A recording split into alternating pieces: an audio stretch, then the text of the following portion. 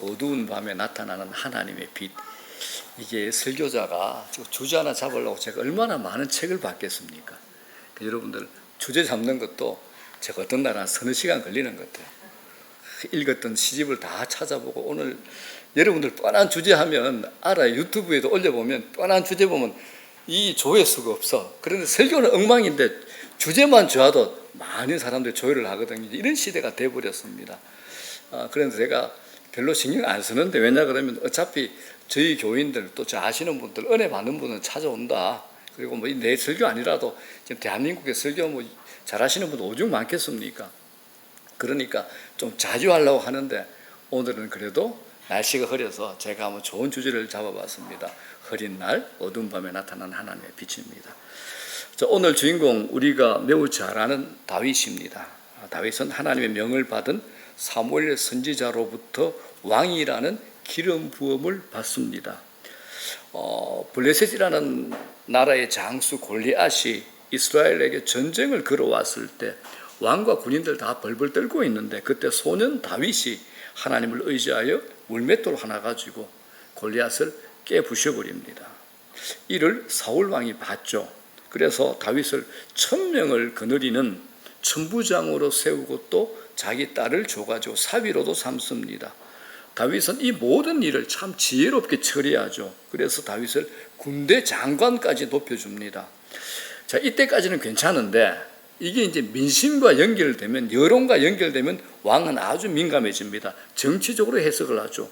이때 예루살렘의 여인들 입에서 이상한 소리가 나왔습니다. 뭐라 그럽니까? 사울이 죽인 자는 천천히요, 다윗이 죽인 자는 만만히로다. 잽이 안 되잖아요. 이 민심의 소리가 흘러나오죠. 사울 왕이 이 노래를 듣자마자 자기 마음에 질투와 분노의 불이 붙습니다. 다윗을 죽이겠다라고 작정을 하죠. 이때부터 다윗은 이제 10년 동안 자기의 목숨을 노리는 사울 왕을 피해서 도망자 생활을 합니다. 유랑 생활을 하죠. 광야를 도망다니죠. 온갖 고난을 겪게 됩니다. 자, 이 시간이 오늘의 설교 주제처럼 다윗의 흐린 날, 어두운 밤의 시간이었습니다. 이걸 한마디로 말하면 광야의 시간이었습니다. 자, 우리는 광야 그러면, 그죠? 우선은 황량하고 메마른 땅, 먹을 것과 마실 것이 없는 장소를 떠올립니다. 그러나 성경이 말하는 광야는 다릅니다. 우리 인생 여정 가운데 끼어있는 생각지도 못한 수많은 사건과 순간들을 가리킵니다. 원치 않는 고난이 오잖아요. 그때 뭐라 그럽니까? 나는 광야에 머물러 있습니다. 외로움, 고립, 상실, 실패, 배반, 손해의 시간 말입니다. 이때가 이제 광야의 시간이죠. 가까이 하고 싶지 않은 단어들 아닙니까? 제가 이 광야를 좀 더 잘 설명하기 위해서 여러 가지 글로 써가면서 고민을 했는데, 문득 이런 게 떠올랐습니다. 광야를 설명할 수 있는 최고의 방법이 뭐냐? 우리에게 익숙한 광야를 지나며, 이 찬양 가사가 제일 딱 맞는 것 같아요. 자, 광야를 지나며 가사를 한번 보겠습니다. 이게 이제 장진숙 씨라는 분이 이제 작사하고 작곡했습니다. 가사 알죠? 왜 나를 깊은 어둠 속에 홀로 두시는지, 어두운 밤은 왜 그리 길었는지, 나를 고독하게, 나를 낮아지게, 세상 어디도 기댈 곳이 없게 하셨네. 광야에 서 있네. 주님만 내 도움이 되시고, 주님만 내 빛이 되시는, 주님만 내 친구 되시는 광야, 주님 손 놓고는 단 하루도 살 수 없는 곳, 광야에 서 있네. 우리가 노래 부를 때는 이 가사를 잘 음미 못하잖아요. 그래서 제가 이렇게 한번 읽어봤습니다. 자, 이거를 우리가 한번 들어볼게요. 히즈윌이라는 그 찬양팀의 김동욱 씨라는 분이 있는데 1절만 제가 한번 불러보겠습니다. 설교 끝나고는 우리 같이 한번 불러보고요. 오케이. 한 1분 하면 되니까.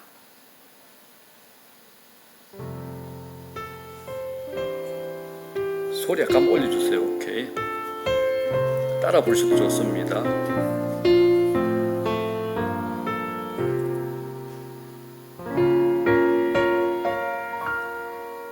왜 나를 깊은 어둠 속에 홀로 두시는지, 어두운 밤은 왜 그리 길었는지, 나를 고독하게, 나를 낮아지게 세상 어디도 기댈 곳이 없게 하셨네.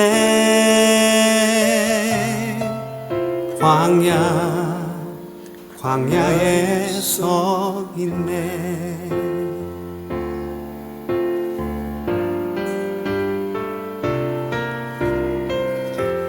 주님만 내 도움이 되시고 주님만 내 빛이 되시는 주님만 내 친구 되시는 광야. 주님 손 놓고는 단 하루도 살 수 없는 곳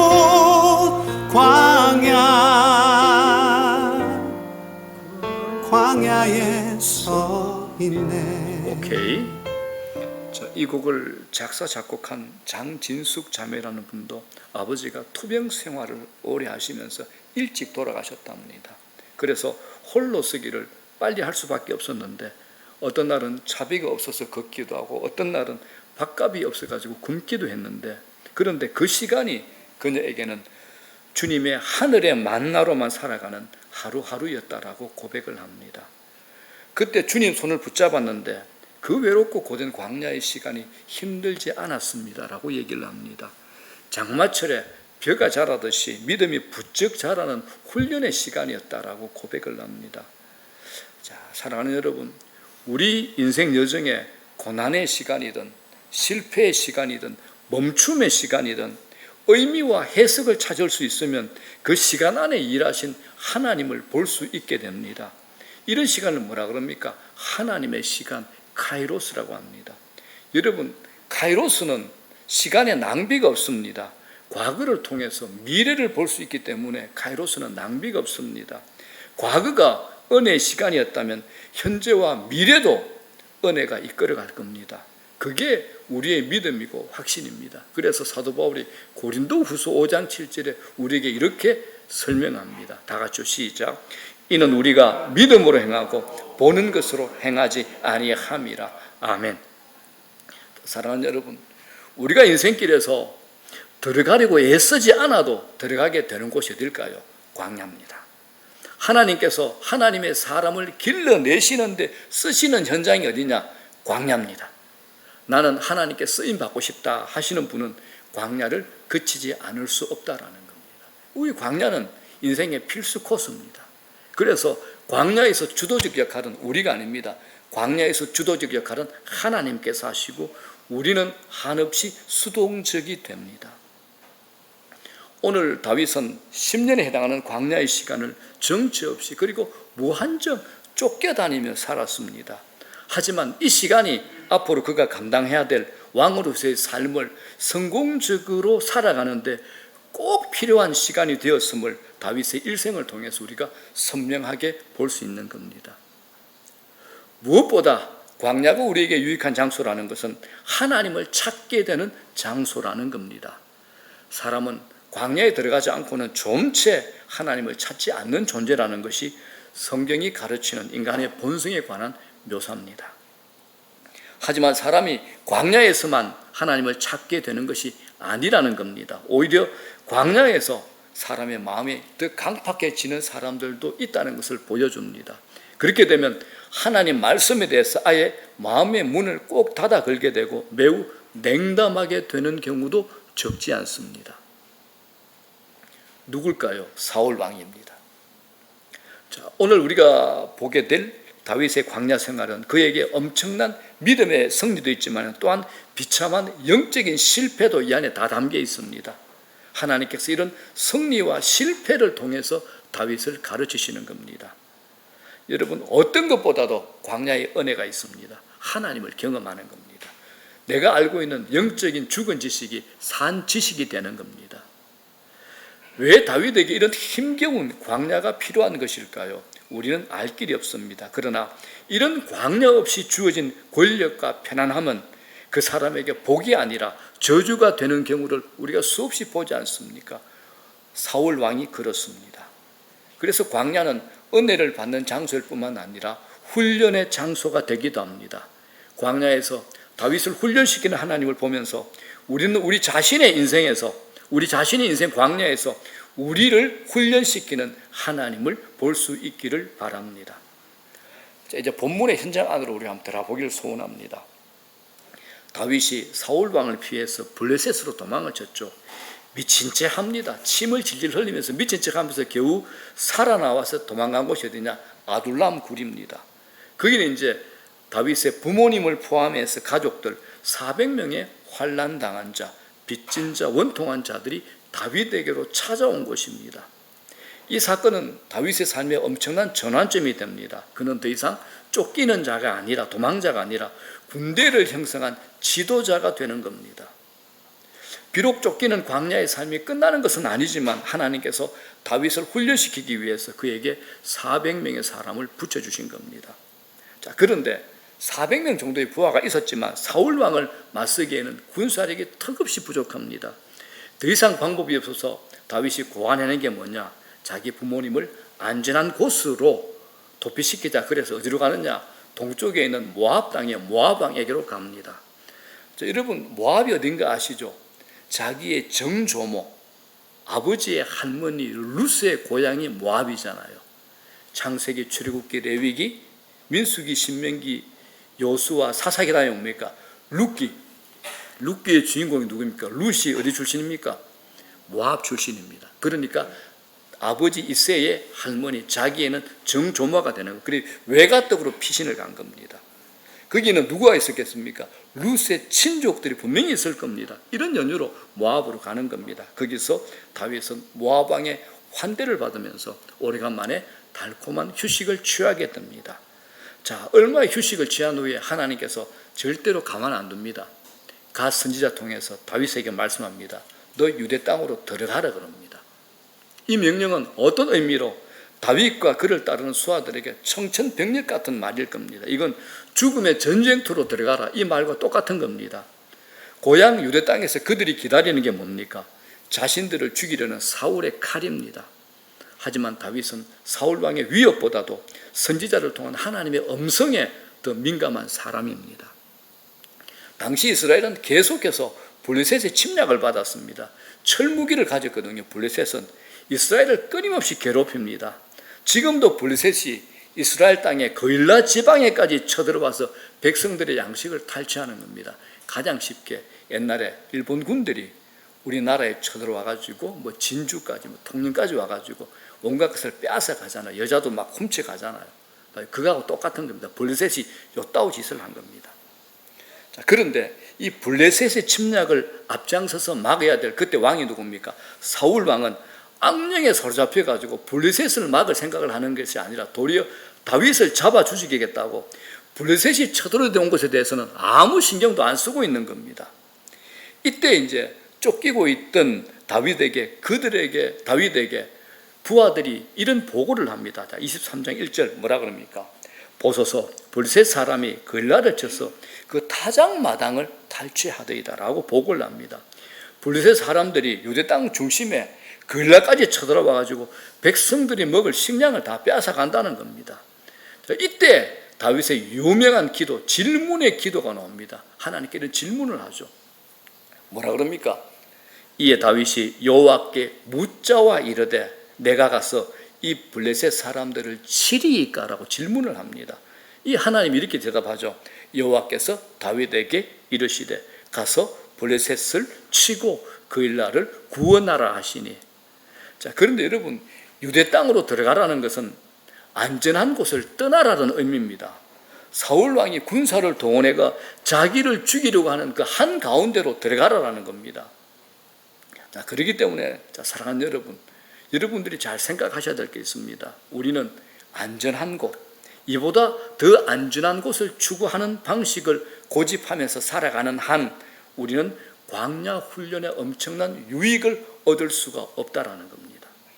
하나님이 자녀들의 살아가는 방식이 고난을 즐기는 것은 아니지만 고난을 피하기 위해서, 무조건 광야를 피하기 위해서 사는 삶은 결코 아니라는 사실을 명심하시기 바랍니다. 지난날에 떠들썩한 사건이 났죠. 우리나라에서 수술 부위가 제일 까다로워 전공하기를 꺼린다는 대동맥 수술의 국내 1인자입니다. 주석중 씨죠. 아산병원 교수가 화물치료기에 쥐어서 교통사고로 소천을 냈습니다. 우리나라 1등입니다. 대동맥 수술의 1위자입니다. 이분은 주님의 교회 집사인데 그 바쁜 중에 성가대를 참 열심히 하신 분입니다. 이분이 이제 자전거를 타고 가다가 우회전하는 트럭에 치여서 죽으셨어요. 죽고 난 다음에 이분의 병원 연구실에 갔더니 여러 편의 이제 기도문이 있었는데 그 중에 울림을 주는 만년필로 직접 영문으로 쓴 시인데 연구실 벽에 붙어 있어가지고 제가 한번 소개를 하겠습니다. 이렇게 되어 있죠. 제가 발음이 좋지 않더라도 이해하십시오. But what can I do in the actual healing process? 실제 치유 과정에서 제가 무엇을 할 수 있겠습니까? Absolutely nothing. 절대적으로 아무것도 없습니다. It is all in God's hand. 모든 것은 하나님의 손에 달려 있습니다. 모든 것은 하나님의 손에 달려 있습니다. 생명을 다루는 의사의 절절한 심정이 느껴지지 않습니까? 장례 후에 유족들이 연구실에도 들어가 봤더니 뜯지 않는 라면 스프가 상자에 아주 수북히 쌓여 있다고 합니다. 추리를 해봤죠. 알고 봤더니 식사 시간이 아까워서 건너 사무실에서 생라면을 가져와서 부셔 먹고 스프는 버린 겁니다. 식사 시간이 아까워서. 자, 이분에게 환자는 어떤 존재일까요? 돈벌이와 자신의 이름을 높이기 위한 대상일까요? 아니면 하나님께서 자신에게 맡긴 존재로 최선을 다해 치유하고 회복시켜야 할 하나님의 형상일까요? 아니면 고난도의 수술이라고 이런저런 핑계를 대며 피해야 될 사람이었을까요? 제가 생각하기에는 환자를 대할 때마다 매번 매순간 광야에 홀로 서 있는 마음이었을 것 같습니다.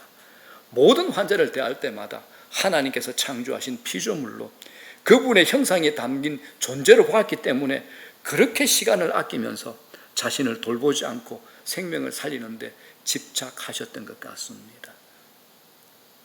사랑하는 여러분, 우리도 때로는 어려움이 예상되고 광야로 들어서서 겪어야 하는 고난이 분명함에도 불구하고 피하지 말아야 될 신앙의 이유들이 있을 때가 있습니다. 그럴 때는 다윗처럼 하나님 말씀이 떨어지기가 무섭게 떠나야 한다는 겁니다. 이것이 하나님 백성이 믿음으로 살아가는 삶의 믿음의 모습이 됩니다. 하나님은 이런 순종을 통해서 하나님 마음에 드는 사람으로 우리를 빚어가는 겁니다. 유대 땅으로 들어가라는 명령은 다윗을 왕의 신분과 사명으로 부르시는 부르심입니다. 다윗은 지금 쫓기고 있지만은 이미 오래전에 사무엘 선지자로부터 기름 부음을 받은 왕이었죠. 공식적으로 이스라엘 왕으로 대관식을 거치지 않았지만 하나님이 보실 때는 이스라엘의 왕은 사울이 아니라 다윗이었습니다. 다윗이 이 사실을 잊지 말아야 되는 겁니다. 동일합니다. 우리는 어디를 가나 하나님의 백성입니다. 어떤 자리에 있든지 하나님의 자녀라는 이 정체성을 놓치지 않아야 된다는 겁니다.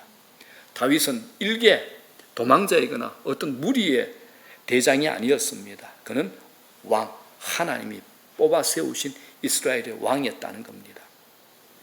하나님께서는 다윗을 이런 위험한 상황 속에서도 자기 정체성을 알고 그 사명을 감당하도록 훈련시키고 있는 겁니다. 다윗이 유대 땅으로 들어오는 것은 사울 왕의 수중으로 들어온 것과 똑같습니다. 그런데 그것만이 아니라 비록 공식적으로 인정받은 것은 아니지만은 왕이 자기 백성들에게로 귀환하는 의미도 있습니다. 여기서 이제 하나님이 본격적인 훈련을 시킵니다. 그건 왕으로서의 훈련이죠. 다윗이 유대 땅으로 딱 들어왔더니 한 부하가 다윗에게 얘기합니다. 자, 23절 1절 다시 한번 읽겠습니다. 보소서, 블레셋 사람이 글라를 쳐서 그 타작마당을 탈취하더이다. 글라는 좀 전에 말씀드린 것처럼 유대 지경에 있는 도시입니다. 글라가 블레셋에게 노략당하고 있는 상황이죠. 그런데 지금 왕은 누굽니까? 사울 왕에도 불구하고 그 일을 돌아볼 생각조차 하고 있지 않는 겁니다. 그런데 글라에 있는 사람들은 장차 왕이 될 다윗이 돌봐야 될 백성이라는 겁니다. 이건 하나님이 주시는 광야 훈련 중에 아주 중요한 내용입니다. 하나님께서 다윗을 시험하고 있는 겁니다. 하나님께서 다윗에게 도전시키고 있는 게 뭡니까? 다윗아, 너 자신을 위해 살 것이냐 아니면 하나님 백성을 위해 살 것이냐라고 질문을 던지는 겁니다. 다윗은 지금 쫓기는 사람입니다. 가능하면 숨어 지내는 편이 안전합니다. 그러나 하나님의 백성이 지금 위기에 있는 겁니다. 블레셋이 하나님의 백성을 농락하고 있는 거죠. 이제 이럴 때 다윗이 어떻게 해야 되는가? 이게 다윗의 지금 딜레마입니다. 부하가 자기에게 이 사실을 알려줬을 때 다윗이 뭘 합니까? 하나님께 물어봅니다. 내가 가서 이 블레셋 사람을 칠까요? 기도하여 하나님의 뜻을 묻는다는 것은 하나님의 뜻을 행하겠다는 의지를 밝힌 겁니다. 여러분, 내 뜻을 정해놓고 하는 기도는 기도 아닙니다. 여러분들이 처음 기도하실 때, 초신자일 때는 그렇게 얼마든지 기도할 수 있습니다. 그러나 여러분들이 신앙의 연수가 지나고 나면 내 뜻을 정해놓고 하는 기도는 기도가 아닙니다. 내 뜻이 하나님 뜻에 맞는지 물어보셔야 됩니다. 하나님, 이게 정말 하나님 마음입니까? 하나님 뜻입니까? 하나님 시간표 안에 있는 것입니까? 라고 질문하셔야 되는 겁니다. 우리가 계산에 의해서 움직이는 것은 하나님의 자녀들이 살아가는 방식이 아니라라는 겁니다. 자, 다윗은 이 위기 상황에서, 그리고 결과가 너무 뻔하게 계산되는 상황에서 하나님께 묻고 있는 겁니다. 자기 자신만을 위한 결정이라면 묻고 할 필요도 없습니다. 그러나 하나님의 백성이 여기에 달려있는 겁니다. 하나님의 영예가 달려있는 거죠. 자, 여러분, 우리도 신앙생활하면서 이런 상황 만나지 않을까요? 내가 의도적으로 피하고 싶다면 피해갈 수 있을지 모르지만 이런 상황은 우리의 신앙생활에 자주 찾아옵니다. 이게 하나님의 광야 훈련의 내용입니다. 이건 하나님이 주시는 우리가 반드시 거쳐야 되는 광야의 테스트입니다. 자, 또 하나의 테스트가 있습니다. 다윗의 부하들이 물어봤겠지요. 그런데 부하들의 대답이 하나같이 하는 말이 있습니다. 3절 뭐라 그럽니까? 다윗의 사람들이, 다윗의 부하들이죠, 그에게 이르되, 다윗에게 묻는 겁니다. 보소서, 우리가 유다에 있기도 두려운데 하물며 그일라까지 가가지고 블레셋 사람들의 군대를 치는 일이니까 한지라라고 하는 겁니다. 아니, 우리가 유대 땅에 여기도 쫓기는 자로, 도망자로 있는데 또 그일라에 있는 블레셋까지, 그 군대까지 쳐야 됩니까? 라고 불평을 하는 거죠. 사울이 아니라 블레셋 군대와 싸워야 한다니 부하들 입장에서는 아무리 인간적인 생각을 해봐도 답이 안 나오는 겁니다. 그들이 볼 때 자기들의 조국 땅, 그일라 땅을 지키는 거, 블레셋을 치는 것은 사울 왕이 해야 될 일이지 이건 자기들 다윗이 할 일이 아니다라는 겁니다. 자, 여러분, 이게 이제 보통 사람들이 빠지기 쉬운 함정이 됩니다. 바로 여기서 부하들이 취하는 사고방식이죠. 이건 다윗의 일이 아닙니다. 사울의 일입니다라는 겁니다. 그런데 여러분, 이게 이런 일들이 누구의 일이냐 이걸 따지는 것만큼 어리석은 일이 어디 있겠습니까? 이건 하나님의 일입니다. 하나님의 명예가 달린 일입니다. 하나님의 교회에 관한 일이라는 겁니다. 책임 소재를 따지고 앉아있기에는 일은 너무나 중요한 것이었습니다. 하나님 이름이 걸린 일이죠. 하나님 백성들에 관한 일이기 때문입니다. 그리고 하나님 앞에서 다윗은 이미 기름 부음을 받은 왕입니다. 그는 나는 아직 공식적인 왕이 아니니까, 나는 아직 취임하지 않았으니까 라고 말하면서 핑계를 대지 않습니다. 여기서 정말 어려운 훈련이 이겁니다. 항상 우리가 받는 것, 내가 하나님 편에 설 것인가, 사람 편에 설 것인가 라는 겁니다.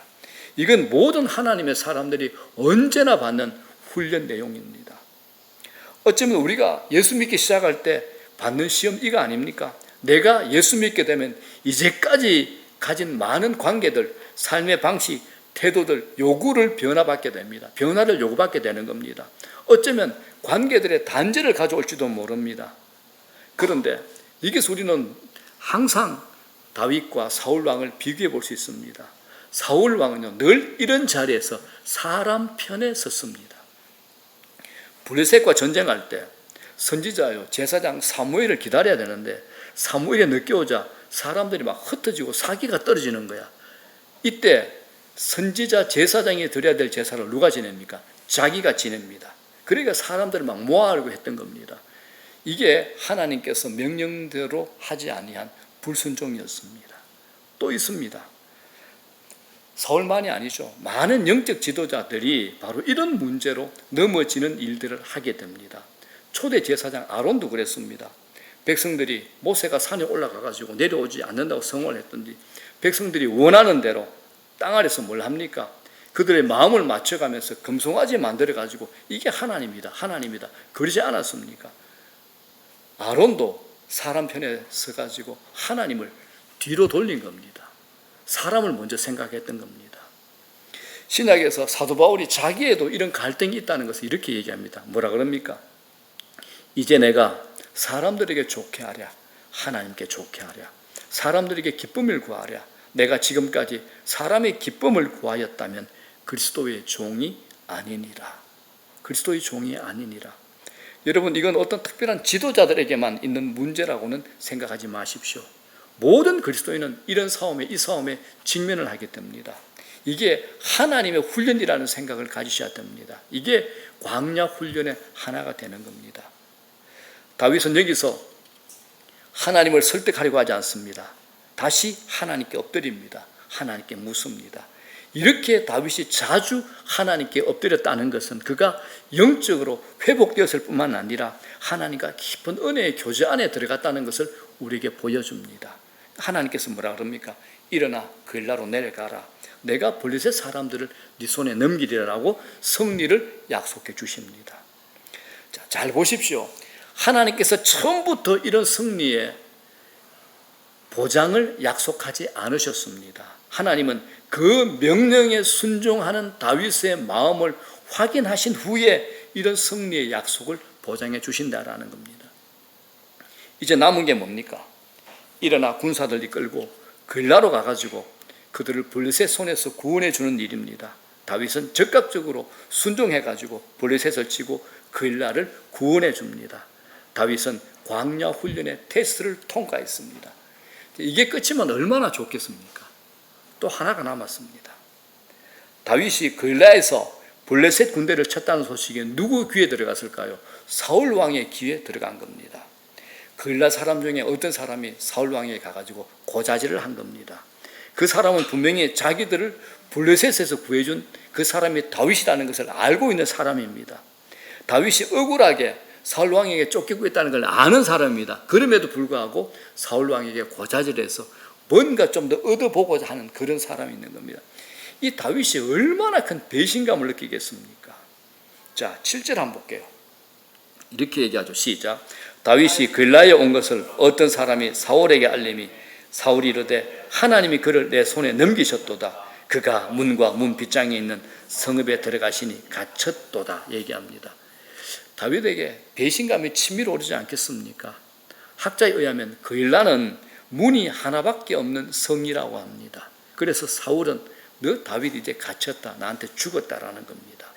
자, 그런데 성경은 이 위태로운 현실에 대해서 이렇게 우리에게 말씀합니다. 자, 23장 14절 다 같이 시작. 사울이 매일 찾되 하나님이 그를 그의 손에 넘기지 아니하시니라. 아멘. 자, 사랑하는 여러분, 사람들이 우리를 악한 자의 손에 내어주고 사람들이 우리를 배신한다 하더라도 우리에게 있는 보장이 무엇인지 아십니까? 하나님은 우리를 악한 자의 손에 넘겨주시지 않을 뿐더러 하나님은 우리를 결코 배신하지도 우리를 버리시지도 않는다라는 사실입니다. 살다 보면 우리도 배신을 당할 수 있습니다. 나는 선을 가지고 베풀었는데 상대는 악으로 내게 돼가는 경우를 우리가 당해보지 않습니까? 그런데 그때도 다윗은 하나님의 사람으로서 자기의 마음을 지키고 있는 모습을 우리에게 보여줍니다. 그일라 사람들의 배신, 인간적인 탄식이 다윗의 마음을 허물지를 못했다라는 겁니다. 이게 광야의 훈련 과정입니다. 배신을 극복한 것뿐만 아니라 내 안에 불타오르는 성질을 하나님 주권 앞에 복종시키는 것이야말로 광야에서 다윗을 훈련시키는 중요한 내용입니다. 우리가 소위 말하는 성질 있죠. 성질. 이걸 성경은 육신이라는 말로 표현합니다. 내가 성질을 못 이겨서 이런 표현을 잘 쓰잖아요. 이건 육신을 이기지 못한다는 말인데 그리스도인들에게 합당한 일도 아니고 합당한 말도 아니고 합당한 태도일 수도 없습니다. 다윗은 이런 점에서 자신의 성격조차도 하나님의 주권 안에 두는 것을 훈련받은 겁니다. 이게 우리 마음을 지키는 겁니다. 이제 말씀 정리합니다. 우리에게 광야 훈련의 모범을 가장 잘 보여주신 분은 예수님입니다. 예수님은 철저하게 자기를 위해서가 아니라 백성들을 구원하시기 위해서 사셨습니다. 그리고 언제나 사람 편이 아니라 하나님 편에 서셨습니다. 예수님은 자기가 사랑하는 사람들, 백성들의 배신을 극복했죠. 그리고 마음을 지키셨습니다. 제가 이럴 때 잘 듣는 예화가 있습니다. 예수님께서 십자가에 못 박히셨을 때 밑에서 뭐라 그럽니까? 얼마나 많은 사람들이 조롱했습니다. 네가 한번 내려와 봐라. 하나님 아들이라며. 만일 나 같으면 딱 내려와가지고 짬때기를 쫙쫙 때리면서 봐라 내려왔지. 그리고 다시 올라갔을 겁니다. 근데 예수님 그러지 않으셨습니다. 하나님께서 우리 인생 광야에서 이걸 훈련시킨 겁니다. 그래서 우리를 하나님 마음에 드는 사람으로 만들어 가시는 겁니다. 여러분, 안전지대에 머무르겠다는 생각을 하지 마십시오. 하나님이 행하시는 이 광야 훈련 받으셔야 됩니다. 자기를 위해서 움직이는 삶을 멈추십시오. 여러분을 움직이는 게 뭡니까? 알량한 자기 유익입니까? 우리를 움직이는 것은 내 자신의 유익이 아니라 하나님 백성의 유익이다. 하나님 나라다. 하나님의 교회다. 이게 믿음이라는 겁니다. 그리고 우리는 사람의 비위를 맞추며 살아가는 것이 아니라 늘 하나님 편에 서는 겁니다. 모두가 나를 다 덩진다 하더라고. 어떤 사람이 나를 배신한다 하더라도 나는 하나님 편에 서 있겠습니다. 하나님이 이런 믿음을 우리에게 요구하는 겁니다. 마지막으로 우리는 우리 자신의 육신에 속한 모든 성질, 육신에 속한 모든 성질을 하나님의 주권 아래 가져가 복종시키는 법을 배우는 겁니다. 이런 배움과 훈련이 어디서 일어납니까? 더 안전한 곳, 더 편안한 곳이 아니라 바로 광야입니다. 의지할 될 곳이 없는 광야, 하나님만 바라봐야 하는 광야에서 일어나는 겁니다. 거기서 하나님은 우리를 훈련시킵니다. 하나님 마음에 맞는 사람, 하나님 마음에 드는 사람으로 우리를 빚어가는 겁니다. 광야에서 우리 신앙의 싱싱함이 회복됩니다. 함께 찬양